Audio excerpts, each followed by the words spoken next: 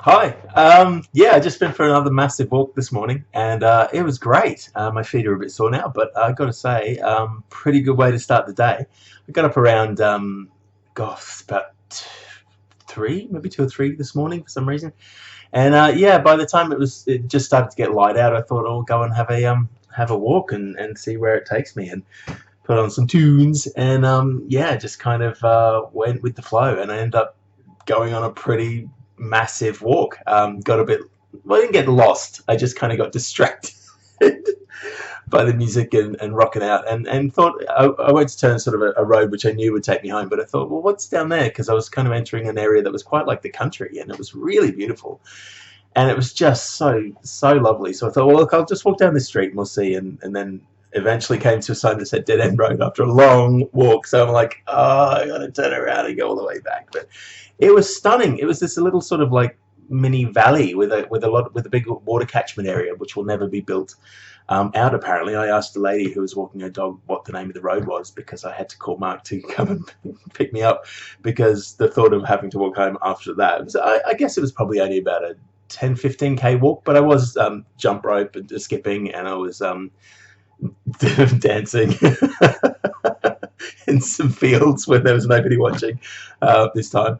And yeah, just kind of asked this lady, and she said that there are all these walks down there. There's this like whole section of sort of forest walks, effectively trails that take you through whole sections of the countryside down there. I just had no idea it was there, and it's only about 5 minutes away in the car, and or 10 minutes, I suppose, and about an hour's walk.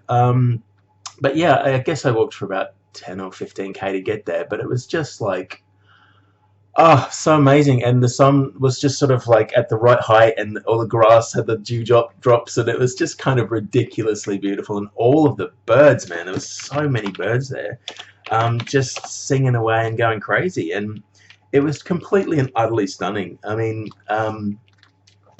so yeah, I discovered this new area. I mean, it wasn't exactly practical for a walk in the morning because it was only going to be a small one. I was actually going to go have a go on the play equipment across the park near us and climb and do some balance beam stuff. And oh, another exercise I found that's quite fun is roundabouts. You know, the things, I don't know what they're called everywhere in the world, but here in Australia they're just called roundabouts, and they're just circle things, and kids get on them and whee, spin around.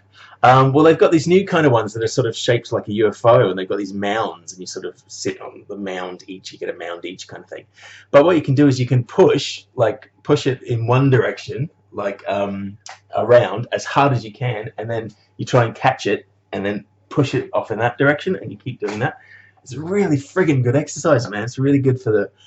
It feels like it's good exercise. I don't know if it is, but it's awesome, and they're quite heavy, so forcing yourself to try and get it as fast as you can. It's really good fun, and yeah, not to be all like go team motivational speaker about it, not to be your like, BFF PT, but it's kind of it's been a real wake up call for me that within the short amount of time, within only about a month or so of actually doing some exercise, I'm feeling like I'm getting back to having the strength and ability and desire to do it. It's been a long time to get myself into the mood to want to do it because it just wasn't there. And it really just does take a couple of weeks of fucking agony, a couple of weeks of just, oh, why am I doing this?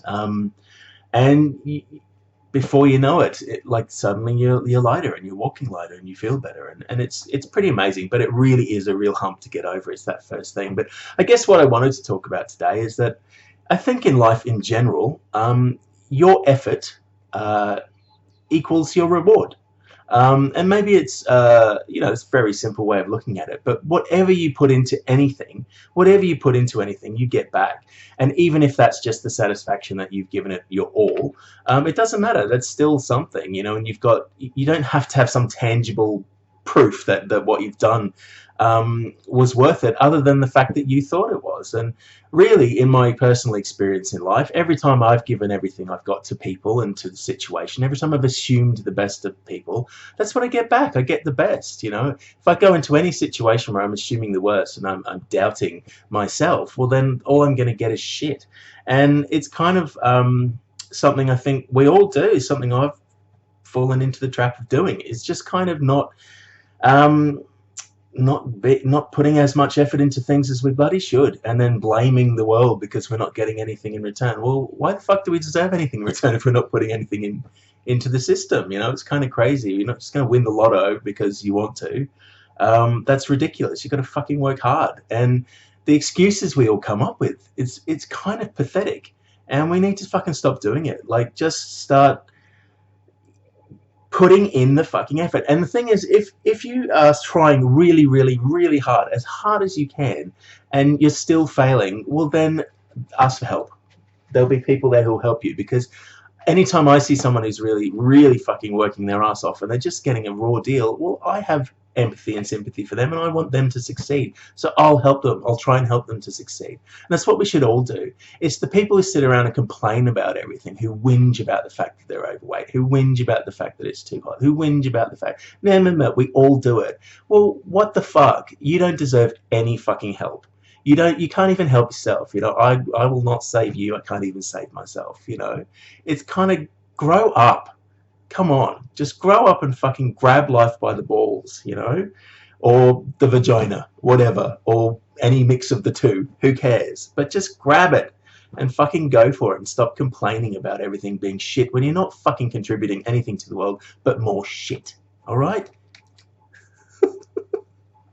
Go team! I said I wasn't going to be your motivational speaker about it, but suddenly I've got on Tony Robbins. I've got the voice of Satan.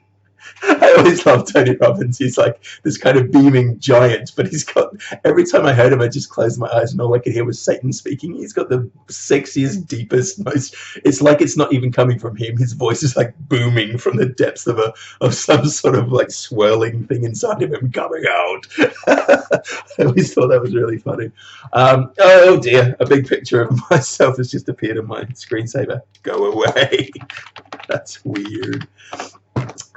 So yeah, I guess that's all I want to say is kind of effort really does equal reward, and if it isn't, well then seek help, and I'll offer some help if you need it, and I think we should all do that.